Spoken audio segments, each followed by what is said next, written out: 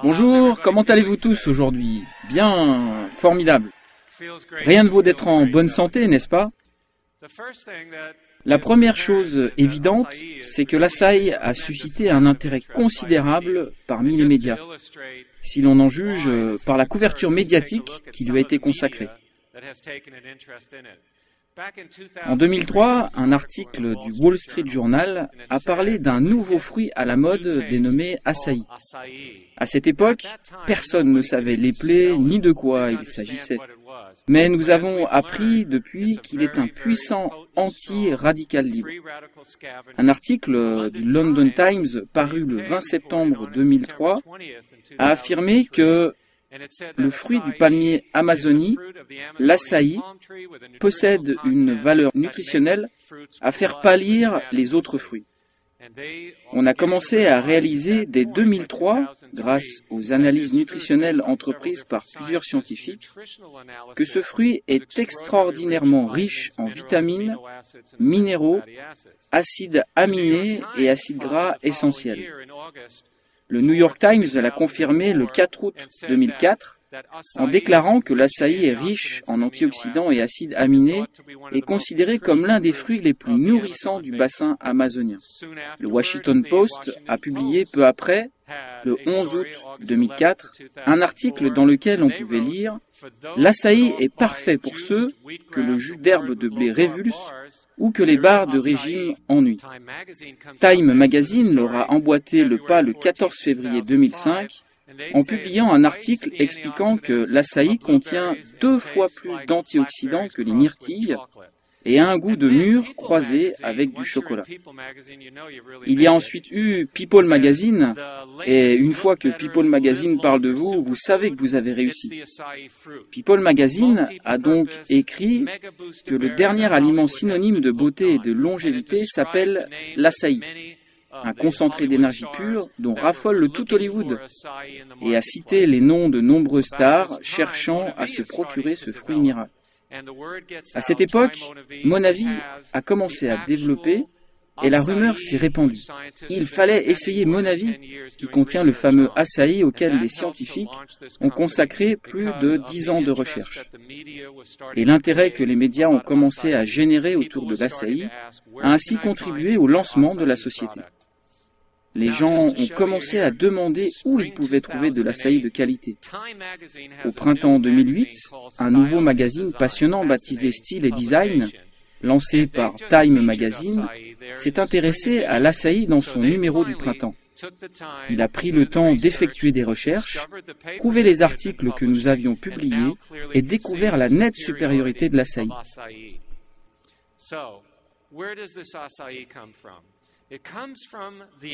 D'où vient l'açaï? Eh bien, il provient de l'Amazonie, un endroit fascinant à explorer. Les palmiers produisant l'açaï poussent dans une région allant de l'embouchure de l'Amazone et remontant jusqu'à plus de 4000 km en amont du fleuve, en traversant tous ses affluents. Il existe plus de 2500 espèces de palmiers dans le monde, mais seuls 3 sont spécifiques à l'Amazone et nous intéressent. L'Euterpe oleracea, l'Euterpe edulis, également connu sous le nom de Jussara, et l'Euterpe precatoria. L'açaï est le fruit de l'Euterpe oleracea, qui est le palmier prédominant en Amazonie. Les autochtones grimpent en haut des arbres, et j'invite chacun d'entre vous à grimper au sommet de ces arbres de 22 à 30 mètres, car c'est là, juste sous les feuilles, que pousse le fruit. Puis, ils redescendent le fruit qu'ils consomment chaque jour à l'état frais chez eux. Ceux qui ont la chance de pouvoir consommer chaque jour de l'açaï frais vivent autour des villes comme Belém, située à l'embouchure de l'Amazone, et 2 millions d'individus le consomment ainsi très régulièrement tout au long de leur vie. Et quotidiennement, ils peuvent voir la différence lorsqu'ils consomment le produit et lorsqu'ils n'en consomment pas. Malheureusement, les palmiers de l'Amazonie produisent également les cœurs de palmier. 2 espèces sur les 3 produisent ces cœurs de palmier qui agrémentent généralement nos salades. Ceux-ci ont une valeur nutritionnelle très faible, sont dépourvus de propriétés antioxydantes et leurs bénéfices pour la santé sont très peu connus. Mais pour récolter ces cœurs de palmier, on abat un arbre de 30 mètres, produisant jusqu'à 1 tonne de baies d'açaï par an. En effet, pour récolter seulement entre 30 et 50 cm de cœurs de palmier situés au sommet de l'arbre, on est obligé de tailler le sommet de cet arbre, et le palmier a la particularité d'être un monocyte. Et avec ce type d'arbre, lorsque l'on coupe le sommet de cet arbre, eh bien, on tue tout simplement l'arbre qui ne pourra plus jamais produire et qui mourra.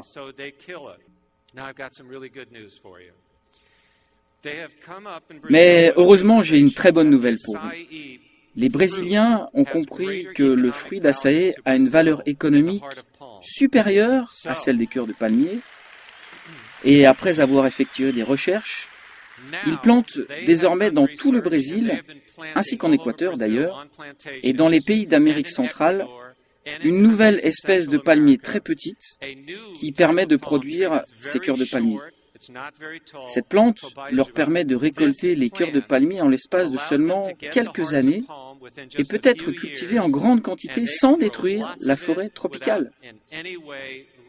Si bien qu'entre 2006 et 2007, la récolte des cœurs de palmier en Amazonie, et notamment ceux qui produisent l'açaï, a chuté de 17%, ce qui est une excellente chose, puisque l'énorme quantité de demande pour l'açaï contribue ainsi à sauver la forêt tropicale.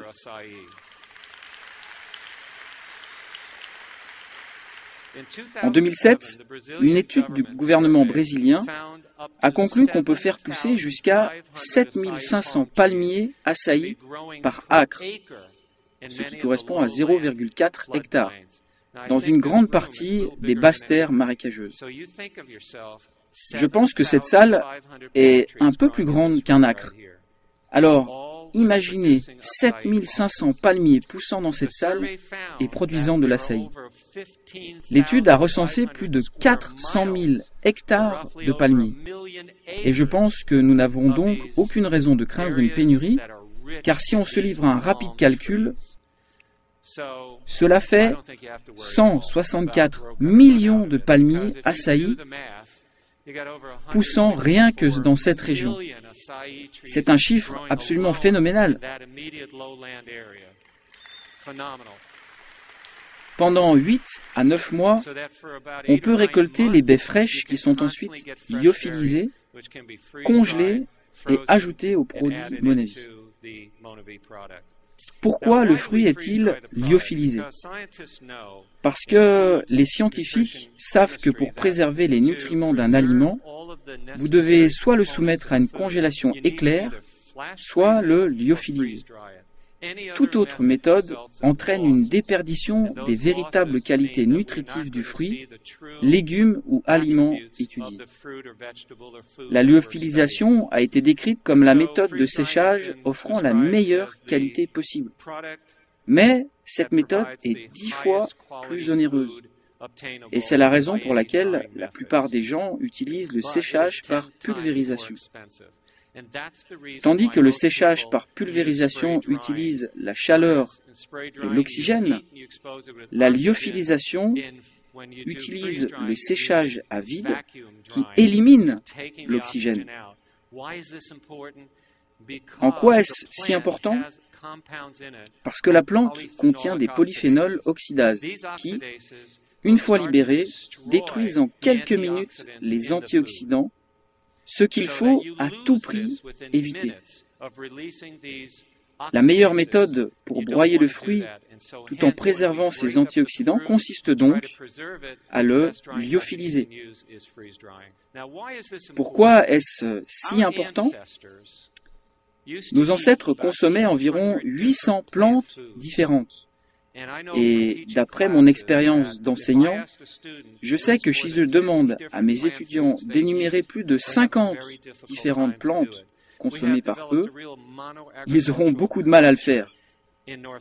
L'Amérique du Nord et de nombreux pays occidentaux ont développé les monocultures. Nos supermarchés vendent toujours les mêmes types d'aliments. Nous sommes très loin de la diversité dont bénéficiaient nos ancêtres. Or, en consommant une nourriture très variée, nos ancêtres assimilaient toutes sortes de composants, et c'est pourquoi nous tenons à absorber plusieurs fruits à la fois, car leurs bienfaits sont complémentaires. Nous avons découvert que certains composants que nous avions qualifiés d'inactifs, car nos études n'ont révélé aucune activité biologique bénéfique ni bienfait, deviennent subitement actifs lorsqu'ils sont combinés avec un autre composant chimique une fois ingéré, et que ce travail d'équipe crée ce qu'on appelle une synergie. Et voilà pourquoi Monavi a adopté une stratégie commerciale très avisée en utilisant le fruit entier plutôt que des extraits de ce fruit. Qu'est-ce qu'un antioxydant ? Il s'agit d'un composant qui inhibe les produits oxydants qui endommagent les cellules. Telle est la fonction naturelle des antioxydants. Le processus d'oxydation est nécessaire à notre organisme. Le problème réside dans le fait que cette oxydation est parfois trop importante et qu'elle cause des dommages que nous appelons le stress oxydant ou stress oxydatif. Ce stress accroît le métabolisme en raison d'un déséquilibre entre les produits de l'oxydation que sont les radicaux libres et les antioxydants. Or, il s'avère que ce facteur est à l'origine du vieillissement accéléré chez l'homme. Nous devons donc retrouver cet équilibre. On peut observer une manifestation du stress oxydant rien qu'en mordant dans une pomme.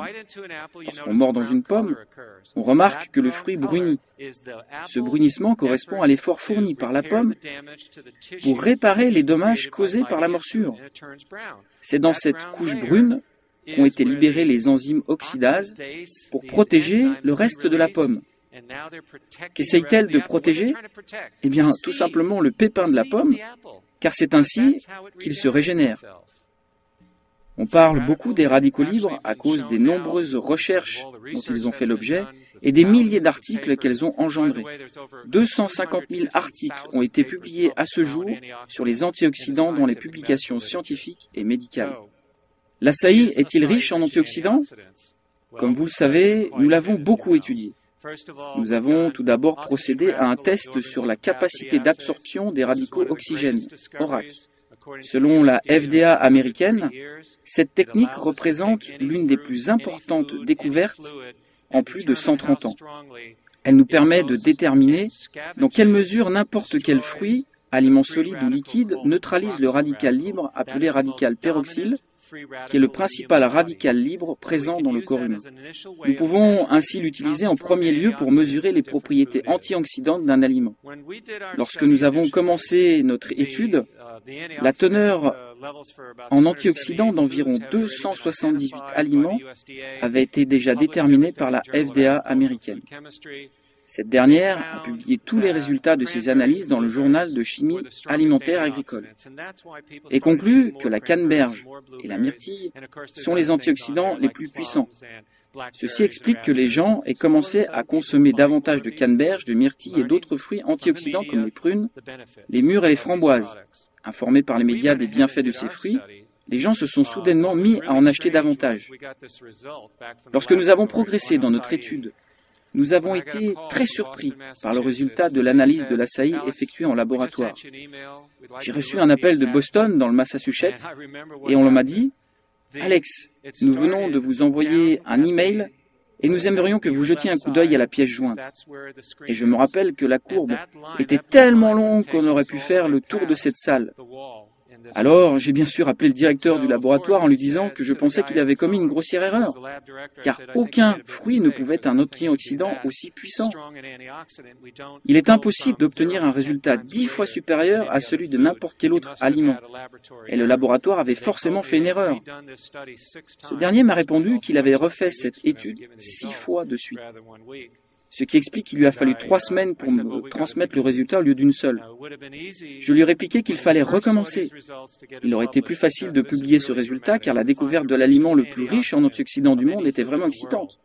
Mais nous avons pris notre temps, car la science demande du temps. Et c'est la raison pour laquelle, lorsque nous avons achevé notre étude, nous avons pu publier nos résultats dans le journal de chimie alimentaire agricole, qui est la première publication dans le secteur de la chimie appliquée, de la nutrition, de l'agriculture. Et cette étude a été publiée très rapidement en raison de tous les auteurs qui y ont participé.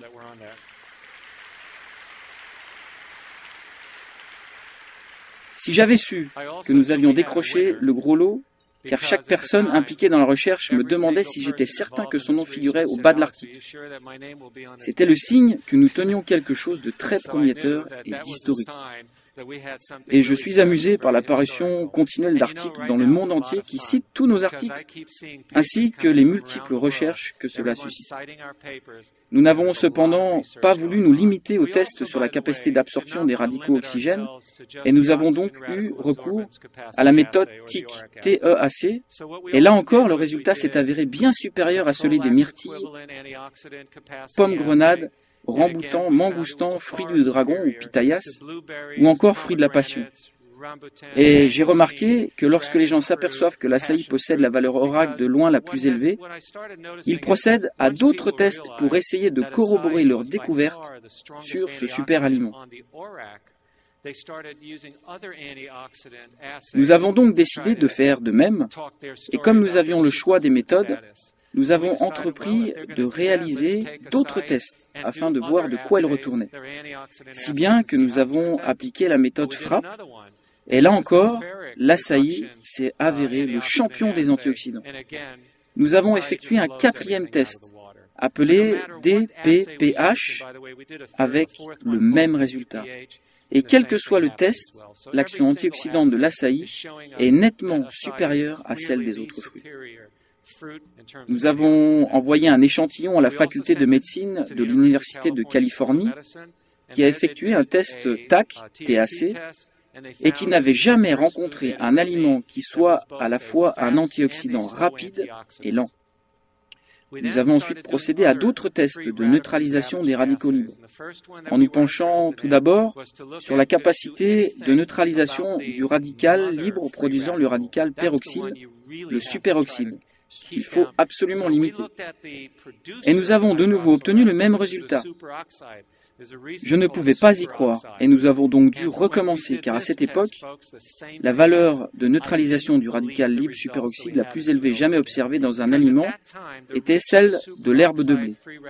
Je suis certain que plusieurs d'entre vous se rendent dans les magasins de produits diététiques, coupent de l'herbe de blé, la passent à la centrifugeuse et se régalent en buvant le jus. Eh bien, vous aurez compris pourquoi peu de gens boivent du jus d'herbe de blé. Cela équivaut à couper votre gazon et à le manger.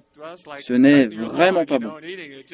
Toujours est-il que l'herbe possède une valeur de neutralisation du radical libre superoxyde généralement comprise entre 150 et 250, de loin la plus élevée parmi les aliments existants.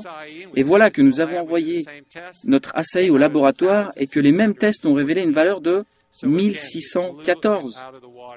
Là encore, l'açaï s'imposait comme l'agent neutraliseur du radical libre superoxyde le plus puissant au monde. Nous avons publié nos données afin de les mettre à la disposition des scientifiques. Nous l'avons fait pour qu'ils puissent réfuter ces données si elles étaient fausses.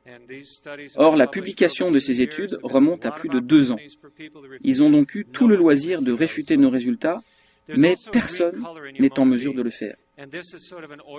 Mon avis présente une pellicule verte, une sorte de film huileux de couleur verte qui se forme lorsqu'on laisse la bouteille dans le réfrigérateur ou sur un bureau pendant un certain temps. Vous ne devez pas l'enlever. Secouez la bouteille afin de mélanger cette huile qui a également été une grande source d'étonnement pour nous. Nous avons en effet découvert que la baie d'açaï est riche en acides gras monoinsaturés et polyinsaturés. Alors que les médecins ne cessent de nous inciter à consommer les acides gras, de nombreuses entreprises répondent aux réclamations des consommateurs concernant la présence de ce film ou de cette huile de couleur verte en clarifiant ou filtrant leurs produits. Ils commettent là une terrible erreur que vous ne ferez pas. Cette huile est l'un des plus précieux atouts de mon avis. Mais nous n'étions pas au bout de nos surprises. Prenez les myrtilles, dont chacun connaît les vertus, et Dieu sait si j'aime les myrtilles. J'en ai dans mon jardin, j'habite dans une région où les myrtilles poussent en abondance et constituent une partie importante de l'économie de la côte nord-ouest du Pacifique. Mais lorsque nous avons commencé à comparer Monavi, et d'abord l'açaï avec la myrtille, nous avons constaté l'immense supériorité de cette fameuse baie d'açaï. Ce dernier contient tous les vitamines et minéraux que nous recherchions, les oligo-éléments essentiels pour la santé. Tous les acides aminés importants pour la synthèse des protéines ont également été trouvés dans le fruit. J'ai demandé à l'université de Pittsburgh d'étudier sa composition chimique, même si je la connaissais déjà grâce aux travaux que nous avions effectués dans le laboratoire de la FDA en Arkansas. Le fruit contient les flavonoïdes qui entrent dans la composition de très nombreux aliments vantés pour leur valeur nutritionnelle, comme le thé vert par exemple. Même chose pour les catéchines. Les épicatéchines présentes dans le thé vert se retrouvent également dans l'açaï, ainsi que dans les raisins, les baies et les pommes. L'açaï contient également de l'isoquercétine, une flavonoïde présente dans les cerises, les oignons, les baies de sureau, les orties, le millepertuis et de nombreuses autres herbes thérapeutiques. Les oignons, les échalotes, le varech, le brocoli sont autant de bons aliments que nous voulons tous manger en plus grande quantité. Eh bien, cet extraordinaire fruit de l'Amazonie regroupe tous leurs composants. Nous avons donc appris quantité de choses sur cette baie, que nous avons toutes publiées dans le journal de chimie alimentaire agricole. Ceci est l'un de nos 2 articles. Nous y avons fait état de la plus forte action de neutralisation du radical peroxyle-superoxyde. Nous avons mentionné le nombre impressionnant de composés chimiques présents dans cet aliment, ainsi que son exceptionnelle richesse en nutriments et acides aminés. Nous avons cherché d'autres aliments disponibles sur le marché, comme les poudres par exemple. Et le jus de pomme grenade en poudre n'est rien comparé à la poudre d'açaï lyophilisée, même si tous deux ont été comparés dans des conditions identiques avec le même degré d'humidité. Nous avons donc commencé à nous poser des questions sur Monavi, car il contient de l'açaï. Nous l'avons choisi parce qu'il est le premier produit à base d'açaï en Amérique du Nord. Nous avons vérifié sa fabrication au Brésil. Ceci a été fait dans les installations de la FDA américaine et nous avons mis sur pied une étude Gold Standard, une étude du Monavi randomisée et croisée en double aveugle contrôlée par placebo chez des adultes en bonne santé âgés de 19 à 52 ans. Après avoir recueilli certaines données de base, nous avons donné du Monavi à certains d'entre eux avant de prendre des mesures à intervalles fréquents afin de recueillir des informations sur leur flux sanguin. Nous avons obtenu des résultats tout à fait fascinants.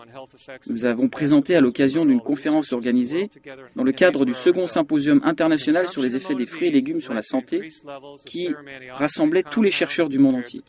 La consommation de Monavi a accru la quantité d'antioxydants dans le sérum par rapport au sujet sous placebo. Cette observation a été faite chez 82% des adultes en bonne santé. Nous avons également constaté avec stupeur que 91% des adultes affichaient une baisse de la peroxydation lipidique dans leur sérum au bout de 4 heures. Que peut-on dire sur ce produit? Monavi a la capacité d'accroître l'activité antioxydante chez les adultes âgés de 19 à 52 ans.